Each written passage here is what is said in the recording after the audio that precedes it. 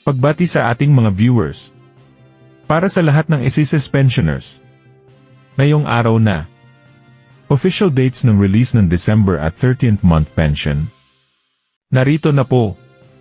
Para sa mga first batch pensioners na may date of contingency mula 1st to 15th ng buwan. Ang inyong release date ay sa December 1. Ngunit dahil ito ay araw ng linggo.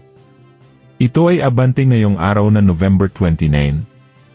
Dahil ayon din sa note ng advisory, kapag tumapat sa araw ng Sabado, Linggo o holiday ito ay aabante sa regular working day bago ang orihinal na schedule.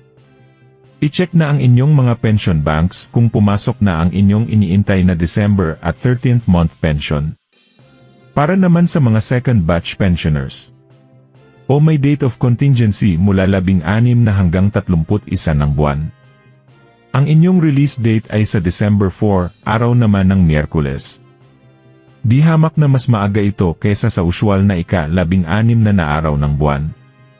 Paalala naman ng SSS ang mga pensyonado. Na pinili ang 18th month advance, matatanggap nyo ang inyong 13th month pension sa December 4 din. Para naman sa mga naipon na pension dahil hindi nakapag-comply sa AKOP. Matatanggap nyo ang naipong pension at 13th month pension sa December 16 na.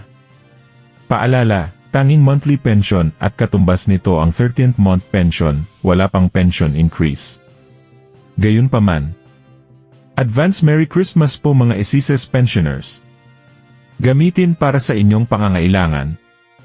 Muli, ito ang Senior Balita naghahatid sa inyo ng makabuluhang balita at totoong impormasyon.